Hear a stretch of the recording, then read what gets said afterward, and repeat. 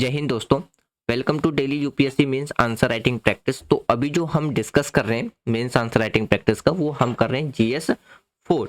Already हमने GS 1, GS 2, GS 3 complete कर लिया है। अभी जो हमारा अब सीरीज चल रहा है वो जीएस 4 का चल रहा है, और जैसे ही हमारा जीएस 4 कंप्लीट हो जाएगा तब उसके बाद हम 2025 के लिए प्रीलिम्स के लिए प्रैक्टिस करना शुरू कर देंगे। एमसीक्यू क्वेश्चन जिस पैटर्न में प्रीलिम्स में क्वेश्चन पूछे जाते हैं, जिसमें हम पॉलिटिकल, हिस्ट्री, ज्योग्राफी सारे सब्जेक्ट को एमसीक्यू वाइज कवर करेंगे। ऑलरेडी पॉलिटी और हिस्ट्री की जो पीवाईक्यू की जो सीरीज है, जो प्रीलिम्स में 27 ईयर्स पूछी गई थी, वो आपको देखने को मिल जाएगा। अगर आप अभी से प्रैक्टिस करना चाहते हैं तो वो सारी वीडियो ऑलरेडी अपलोडेड है। हिस्ट्री की और पॉलिटी की आप वहाँ से प्रैक्टिस कर सकते हैं। तो जैसे ही हमारी ये सीरीज कंप्लीट हो जाएगी आंसर राइटिंग की, फिर हम नई सीरीज तो मतलब नई स्टार्टिंग से स्टार्ट करेंगे प्रीलिम्स की प्रैक्टिस के लिए।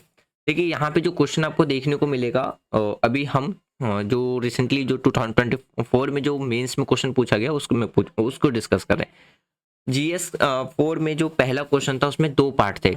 हमने 1 का जो क्वेश्चन नंबर फर्स्ट था उसका ए पार्ट डिस्कस कर लिया था।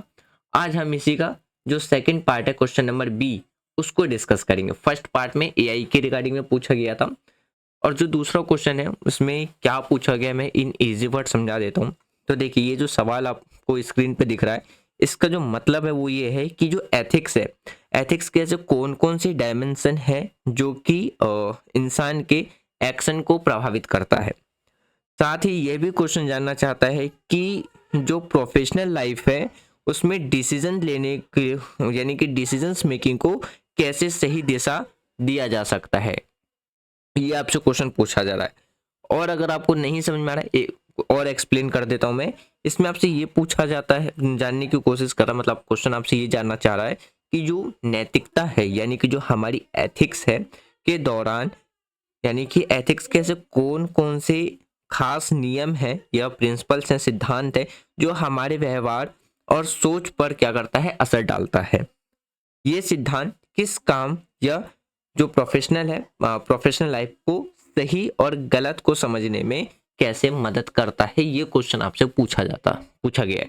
तो हम ये क्वेश्चन 10-10 मार्क्स का था, यानी कि ये आपको 150 वर्ड्स में क्या करना था, एक्सप्लेन करके बताना था। तो हम इसमें दोनों पॉइंट डिस्कस करेंगे, यानी कि की dimension of ethics influencing human action, किस तरीके से जो एथिक्स है वो ह्यूमन एक्शन को इन्फ्लुएंस करता है, प्रभावित करता है। और दूसरा हम डिस्कस करेंगे जो इन्फ्लुएंस है, किस तरीके के प्रोफेशनल डिसीजंस मेकिंग पे वो अपना इन्फ्लुएंस डालता है। हिंदी इंग्लिश आपको दोनों में मिल जाएगा। अगर आप हिंदी मीडियम के स्टूडेंट हैं तो आप यहाँ से एक ओवरव्यू नोट्स के फॉर्म में लिख सकते हैं, जिससे आपका एथिक्स की भी प्रैक्टिस होती रहे, मतलब एथिक्स की भी प्रिपरेशन आपकी चलती रहेगी। तो देखिए, सबसे पहले हम जो इसमें पॉइंट डिस्कस करेंगे वो 4 पॉइंट डिस्कस करेंगे, सॉरी 5 पॉइंट डिस्कस करेंगे। पहला होगा अकाउंटेबिलिटी, इंटीग्रिटी, एम्पैथी, ट्रांसपेरेंसी और जस्टिस एंड फेयरनेस। सबसे पहले हम बात करते हैं अकाउंटेबिलिटी। अकाउंटेबिलिटी का मतलब होता है उत्तरदायित्व। अगर हम एक इंडिविजुअल पर्सन यानी कि किसी एक व्यक्ति की बात करते हैं या किसी ऑर्गेनाइजेशंस की बात करते हैं, तो उनकी जो रिस्पॉन्सिबिलिटी होती है वो किसके लिए होती है, एक्शन के लिए होती है, कि वो कोई भी काम कर रहे हो उसके एक्शंस के लिए। अब जैसे देखिए, आपने एक कोटेशंस भी पढ़ा होगा, स्वामी विवेकानंद जी की पढ़ी होगी, एपीजे अब्दुल कलाम सर की जो बहुत सी कोटेशंस है, मोटिवेशंस कोटेशंस, वहां पे आपने पढ़ा होगा कि उठो, जागो और तब तक मत रुको जब तक आपकी मंजिल ना मिल जाए। मतलब अब यहाँ से इस कोटेशन से क्या समझना चाह रहे हैं कि आपको एक्शन, आपकी जो रिस्पॉन्सिबिलिटी बनती है लाइफ में, किसी न किसी एक्शन को, किसी न किसी काम को करने के लिए होती है। अगर हम बात करते हैं, हाँ, तो जो 4 इंसिस्टेंस होते हैं, यानी कि जैसे कि एक प्रबंधक यानी कि एक मैनेजर जो admitting a mistake in a project planning foster trust, यानी कि मान लीजिए जैसे कि एक प्रबंधक द्वारा जो परियोजना में कई गलतियां स्वीकार करना क्या है, विश्वास को बढ़ाता है। यानी कि मान लीजिए किसी एक मैनेजर से गलती होती है और वो अपनी गलती को एक्सेप्ट कर लेता है कि हाँ, हमसे ये गलती हुई है, तो वहां पे कहीं ना कहीं क्या बनता है, एक ट्रस्ट को बिल्ड करता है कि नहीं, अगर इस पर्सन से कोई मिस्टेक्स होती हैं तो उसने उसको एक्सेप्ट करी है, मतलब अकाउंटेबिलिटी ली है कि जो उसका दायित्व था वो दायित्व उसने प्रॉपरली कहीं ना कहीं उससे फॉलो नहीं हो पाई, कहीं ना कहीं वो एक्शन नहीं ले पाया। तो जो रिस्पॉन्सिबिलिटी होती है वो किसके लिए होती है, एक्शन के लिए होती है। इंटीग्रिटी, इंटीग्रिटी का मतलब होता है निष्ठा। तो जैसे कि अगर हम बात करते हैं जो हमारे एथिक्स प्रिंसिपल होते हैं, एथिक्स प्रिंसिपल का पालन करना क्या है, ईमानदारी और फेयरनेस को क्या करता है, रिप्रेजेंट करता है। जैसे कि उदाहरण के लिए अगर हम बात करते हैं, एक ऑडिटर के द्वारा जो वित्त रिकॉर्ड है यानी कि जो फाइनेंशियल रिकॉर्ड्स है उसको वो क्या करता है, इनफेयर यानी कि इंटरफेयर करने से मना कर देता है, यानी कि एग्जाम्पल्स। तो इस तरीके से आप क्या देख सकते हो, एक तरीके से उसका निष्ठा होता है कि वो किसी भी गलत काम को नहीं करेगा, आपको ये देखने को मिल जाएगा। फिर बात करते हैं इम्पैथी, इम्पैथी का मतलब होता है सहानुभूति। तो जैसे देखिए कि अगर हम दूसरे दृष्टिकोण से बात करते हैं या दूसरे दृष्टिकोण से देखें या समझना और यानी कि दूसरे के दृष्टिकोण को समझना, यानी कि दूसरे की जो पॉइंट ऑफ व्यू है वो क्या है उसको समझना और उनको सम्मान देना, या ये क्या दिखाता है, उनके करुणा को बढ़ावा देता है। जैसे कि मान लीजिए एक नेता का अपने कर्मचारी यानी कि एक लीडर है, रिप्रेजेंटेटिव है, वो अपने वर्कर और जो व्यक्तिगत जो उसके संकट है उस समय समर्थक करता है, तो ये आपको क्या दिखाता है, एक सहानुभूति दिखाता है। उसके बाद आपको देखने को मिलेगा ट्रांसपेरेंसी। ट्रांसपेरेंसी का मतलब होता है कि ओपन कम्युनिकेशन, यानी कि जो एक खुला संचार होता है गलत फहमियों को कहीं ना कहीं दूर करने का काम करता है और कहीं ना कहीं वो क्या करता है, जो ट्रस्ट होता है उसको बिल्ड करता है। एग्जाम्पल के तौर पे अगर बात करते हैं, मानिए कि एक कंपनी है के द्वारा जो भी इन्वायरमेंटल पॉलिसीज है उसको स्पष्ट रूप से यानी कि स्पष्ट रूप से साझा करना, जो पॉलिसीज है स्टेक होल्ड जो इन्वायरमेंटल पॉलिसीज है एक दूसरे के साथ क्या करना, शेयर करना, वो कहीं ना कहीं क्या दिखलाता है, एक ट्रांसपेरेंसी आपको दिखाता है। यही चीज आप एडमिनिस्ट्रेशन में भी देख सकते हैं कि जो भी डिसीजंस लिए जा रहे हैं वो क्या है, अगर उसकी ट्रांसपेरेंसी है वो कहीं ना कहीं क्या करता है, ट्रस्ट को बिल्ड करने का भी काम करता है। जस्टिस एंड फेयरनेस की बात करते हैं तो ये क्या करता है, कहीं ना कहीं इंश्योर करता है कि इक्वालिटी किसके अंदर, डिसीजंस मेकिंग के अंदर में, सॉरी हाँ, अगर हम बात करते हैं जो इक्वालिटी है वो डिसीजंस मेकिंग के अंदर आपको देखने को मिलेगा और अवॉइड करता है जो भी पक्षपात होता है। एग्जाम्पल के तौर पे अगर हम फेयर हियरिंग प्रैक्टिसेस की बात करते हैं ऑन बेस्ड ऑन मेरिट, तो ये आपको देखने को मिल जाएगा। तो कहीं ना कहीं जो हमारे ह्यूमन एक्शंस होते हैं, मतलब जो हमारे एथिक्स इन्फ्लुएंसिंग होते हैं, वो हमारे एक्शंस को भी कहीं ना कहीं क्या करते हैं, प्रभावित करते हैं। एक एग्जांपल से आप ऐसे समझिए, मान लीजिए हम हर एक रिलीजन में कहा जाता है कि जैसे चोरी करना पाप है या किसी को गाली देना पाप है, तो ये आप अगर यहाँ से रिलेट कर लो तो ये क्या एक एथिक्स है, कि हमें किसी की बुराई नहीं करनी या हमें किसी के बारे में नेगेटिव नहीं करना है, किसी को हानि नहीं पहुंचाना है।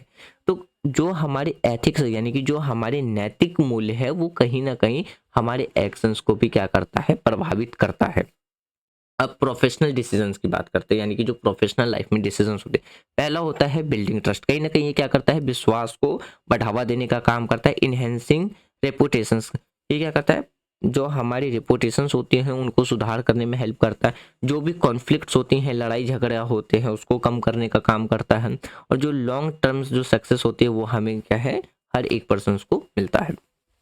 सबसे पहले हम बात करते हैं बिल्डिंग ट्रस्ट, यानी कि किस तरीके से, अगर हम एथिकल बिहेवियर की बात करते हैं, लाइक जैसे ट्रांसपेरेंसी अगर हम क्रिएट करते हैं, तो कहीं ना कहीं इससे क्या होगा, जो ट्रस्ट होता है वो रिलेशनशिप में और भी ज़्यादा क्या होता है, बिल्ड होता है और भी ज़्यादा मजबूत होता है। तो जिसमें अगर हम किसके साथ, अगर हम बात करते हैं क्लाइंट और टीम, तो देखिए यहाँ पे जो एग्जाम्पल, आप सिर्फ ये मत समझिए कि जो यहाँ पे वर्ड ये है, आप इसको एडमिनिस्ट्रेशन से भी बात कर सकते हैं, देख सकते हैं। मान लीजिए एक डीएम है, डिस्ट्रिक्ट मजिस्ट्रेट है, और वो पब्लिक से डायरेक्टली कनेक्टेड है, तो वहाँ पे क्या होगा, जो भी प्रॉब्लम होगी पब्लिक की वो जब डीएम को बताएगा, या डीएम जो भी इशू है कि गांव के अंदर में कौन कौन से प्रॉब्लम्स हैं, वो अगर ऊपर की पावर में क्या करता है, शेयर करता है लेटर्स के बाद, लेटर्स के बारे में बताता है, या जो पब्लिक होती है उनकी प्रॉब्लम को सॉल्व करता है, तो कहीं ना कहीं जो पब्लिक होती है उनका जो ट्रस्ट होता है एडमिनिस्ट्रेशन के ऊपर में, या अगर उन्हें फेयरली तरीके से अगर जस्टिस मिल पाता है, तो कहीं ना कहीं क्या होता है, एक तरीके से जो ट्रस्ट होता है वो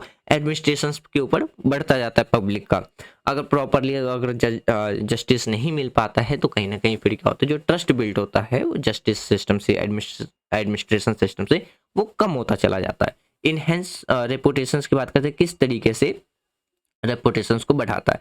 अब जैसे एक एग्जांपल के तौर पे देख सकते हैं कि अगर आप एक साइड आर्मी की को ले लीजिए और एक साइड आप पुलिस को ले लीजिए, तो कॉमन सी बात है, ज़्यादातर रिस्पेक्ट जो निकल कर के आता है वो आर्मीज़ के लिए निकल के आता है कंपेयर टू अगर हम पुलिस की बात करते हैं।